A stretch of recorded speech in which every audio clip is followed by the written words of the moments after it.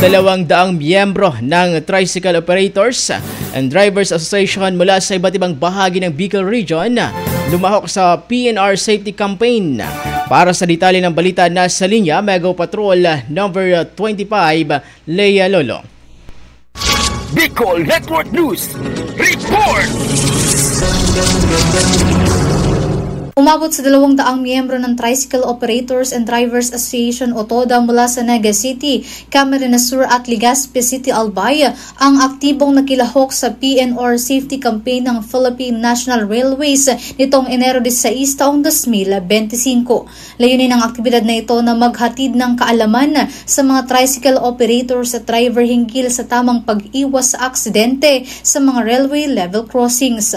Bukod pa rito, tinuruan rin ang mga operator at driver ng mga tamang hakbang upang maiwasan ang panganib kapag tatawid sa mga riles.